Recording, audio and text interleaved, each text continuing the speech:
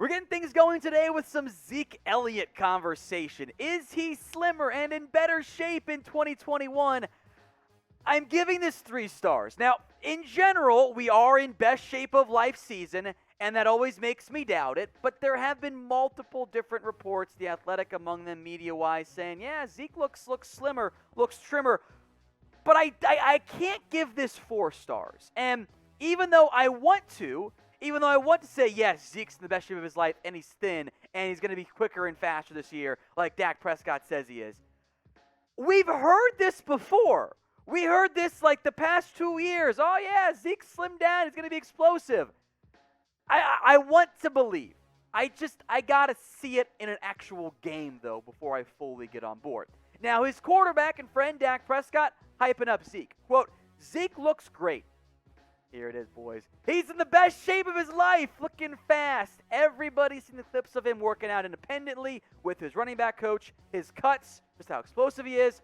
Excited to have a full year with him again and getting him healthy through the full season. So I want to believe that this is the case here for Zeke. I really do. I'm also not entirely sold that we're going to see the very, very best of Zeke. The guy we saw in 2020, simply put, was not that good. And again, there's a lot of extenuating circumstances for Zeke Elliott last year. The fumbles were they were his fault. That was a Zeke issue that did get better in the back end of the year. But the offensive line being injured, the quarterback being injured, all of those things were bad. And those negatively impacted Zeke because at the running back position, that's the reality of the situation. You are dependent and reliant upon the impact of other players. Now, Zeke still offers you true 3-down ability. He's a really good pass blocker, and he also chipped in pretty well in the passing game. Now, there were some drops. He wasn't nearly as efficient as he was previously, which again relates to the quarterback play and to the offensive line. That relates to both the passing game and this troubling trend that we've seen with Zeke over the past few years. His first year behind the best offensive line in the NFL, 5.1 yards per carry. He was awesome. 2017, really weird year. Also some injury issues that he dealt with. Not issues, but suspensions and missing time and all that stuff, 4.1. 2018, back on pace, 4.7 yards per carry. Dip 0.2, a bit of a red flag, but it's not that much, to 4.5 in 2019. And then last year, he was bad. 4 yards per carry, that is just the guy numbers. That's not something that you want to see happening to your highly paid running back. Now, I do think there's a chance we see a little bit more of Tony Pollard this year as it relates to the running back room. And Pollard, over his NFL career, a smaller sample size to be fair, but he's offered more explosion, more big plays. He offers great pass rush or pass catching value as well. So from that perspective, yeah, I do kind of want to see a little bit more out of Tony Pollard. But the role that I want for Zeke is the role I wanted last year, which we did not get because of the way the season went. I want Zeke as my closer. I want to let Dak and the passing offense ball out early. I want to take leads. I want to put my defense in a position where they can tee off as pass rushers and go get the quarterback, and Zeke can close out fourth quarters. We did not see that last year. We got the exact opposite for much of the season. If Zeke's my closer, though, I feel good about him. He had the one thing I love the most about Zeke, and I think this is something I've mentioned, I think it's overlooked at other points. He did a great job of turning 0-yard gains into 1 or 2-yard gains. But I do want to see more big plays. I think as a closer, there might be the opportunity for that role. So get your votes in for me as it relates to your confidence level in Ezekiel Elliott. Rate this for me on a scale of 1 to 10. 1 being you don't trust him at all. 10 being you think he's the best back in the NFL. Get your votes in right now. Let's look at a potential breakout player now for the Cowboys this season. Neville Gallimore. Now, Gallimore and the Cowboys are both hoping for a breakout, right? The Cowboys hoping that their draft pick becomes great, and of course the player wants to make it in the NFL. And we've seen flashes out of Gallimore in the past. It really down the stretch last year, about 1 splash play per game, and that matters to me. He was also still pretty inconsistent, something Gallimore himself, by the way, acknowledges. Here's what he had to say recently to the Cowboys team website. The biggest thing I feel like they need from me is just to be disruptive and be more consistent. My main thing is getting off the rock, being disruptive, and making plays. I know as I continue to grow and continue to progress, there's a different type of player that I'm working my tail off to tap into. And understanding that as I continue to build and make progress, that I could be dominant. That's what I'm striving to be. Now, Gallimore is not close to being dominant yet. I think the production is very indicative of that.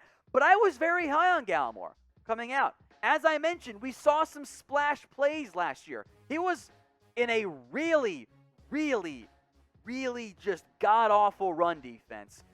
If I'm ranking the run defenders, DeMarcus Lawrence, head and shoulders above everybody else, and then it actually might have been Neville Gallimore down the stretch. I thought he made some nice plays. The 4 tackles for loss, indicative of that. Half a sack as well. He really was able to make some plays for the Cowboys. And again, I loved him coming out of Oklahoma. Canadian kid, was always a developmental guy. Age, a bit of a red flag there, partially why he fell. A bit older than most second-year guys at age 24. But I think the potential, the ability, the promise is all there. So what do you guys think? Is this the year under Dan Quinn and the new defensive scheme that Neville Gallimore will put together a breakout year? Get your votes in for me right now in the comments section. Type in Y for yes he will or N for no. Now there was an interesting note from this article on the Cowboys website from David Hellman, who says he thinks that Gallimore might be the 3 technique. And I've been wondering what exactly the roles look like for these defensive tackles. Gallimore could do a bit of 1 or 3 depending on the down and distance. Hill's a 3. Irvin's just a run stopper. Odighizuwa's a 3 technique. Bahana's a nose guard. Watkins more of a run stopper as well. So if you're pigeonholing him in, I'm not saying that's the case necessarily, but if you're asking Gallimore to be a 3 technique, there is some competition there. Trysten Hill, coming off his own injury, who also showed promise before getting hurt. Now, I don't trust him against the run. I thought he was really bad in that role last year. But as a pass rusher, if he's healthy, I'm open to it. And the Cowboys also drafted Osa Odighizuwa, in round 3 this past year. And I wonder if in passing downs, maybe it's Gallimore and Odighizuwa out there on the field. Maybe you ask Neville Gallimore in base packages to be your 3 technique. And in sub-packages, if he's out there still, which he may or may not be, or if you're rotating him in there, he could line up more in the 1 technique role, where he shifts over to get a lighter but also impactful pass rusher, potentially, in Odighizuwa on the field with him, or Trysten Hill in that exact same role. So I'm very curious what Gallimore does, what role he plays in camp in the preseason. I do hope, though, in the end, he has a big-time breakout year. Question for you guys now, is your dad a Cowboys fan? Father's Day, it is nearly here. It's coming up on Sunday, so get your votes in.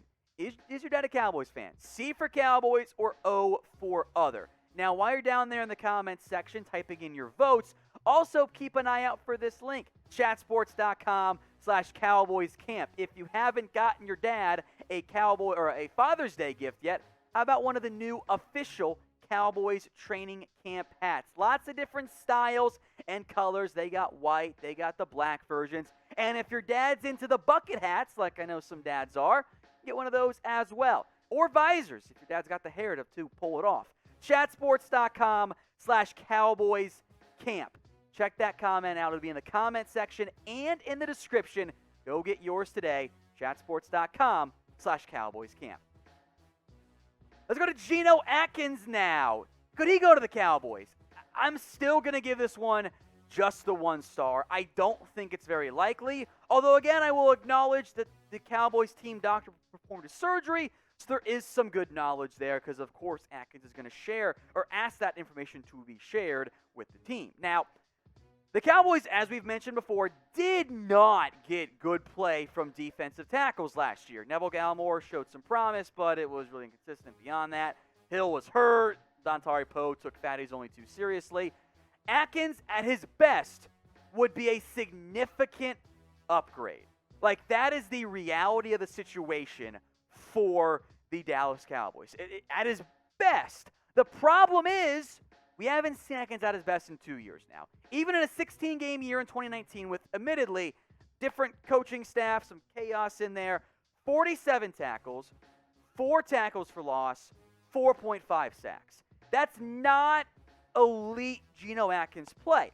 And I think the reality here, and we'll discuss this many a time around the channel as camp gets closer, is that, yeah, everyone wants the older guys. I get that because they're familiar with them there. But the teams like to go young. The NFL is ageist. That's the reality, right? And for the Cowboys, they want to see what their young guys can do. They've, of course, come into the Irvin's making this team barring injury. They want to see what Neville Gallimore, Trysten Hill, Osa Odighizuwa, Quentin Bohanna can all do. If Odighizuwa gets hurt or is slow to come along or Hill's not healthy, then maybe a veteran guy starts to make more sense for the Cowboys. But until the Cowboys see those young guys in pads at camp, they're going to take their good old sweet time. So I'll let you guys play GM here. Do you want to sign Geno Atkins? Get your votes in. A for yes you do, B for no you don't. I actually lean towards no, but I want to hear from you guys in the comment section. If the Cowboys do make a move, or with whatever happens around the Dallas Cowboys, news, rumors, trades, training camp, of course, preseason stuff, we got you guys covered. Hit that big red button and subscribe if you haven't already for videos coming out every single day on America's team. Curious how you guys react to this one. How about the Cowboys winning the Super Bowl? If I'm being honest here, I should probably give this closer to 0 stars. But we round up. I'm going to give it the 1 star here. It is possible. Of course, I want it to happen. I know every person watching outside of our Eagles troll losers want it to happen. But I think the chances are pretty low. So before I give my thoughts here, get your votes in for me. What is the percent chance, and it should be low, guys, that the Cowboys actually win the Super Bowl? Get your votes in right now. Now, ESPN was doing their whole Cowboys thing with Marcus Spears, which I get, former Cowboy. It's cool. He says the Cowboys win the Super Bowl. And yes, they can. If everything goes right, yes. In general, things don't always go right. Injuries, of course, the main issue last year. I don't believe it is fair to consider the Cowboys a favorite at all. And the defense, by the way, must take a massive step forward. And frankly, by the way, folks, the betting odds over at Vegas, they agree with me. Here are the Super Bowl odds, right? We'll kind of go rapid fire. Chiefs, duh. Bucks, Packers, Bills, Ravens, if the Packers have Aaron Rodgers. The Rams, the Niners, the Browns. Wow, what year is it? What timeline do I live in?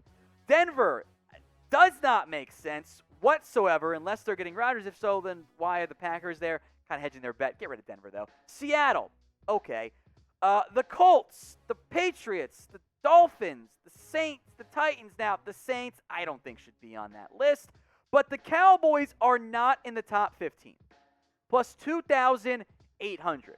That is pretty darn significantly low on the betting odds. And I think a big reason why is that even though the Cowboys are favored to win the NFC East, which for the record, I do think they will win the East this year. And that at least gives them the opportunity to make a run and make something happen. If the defense doesn't drastically improve, it's not going to matter.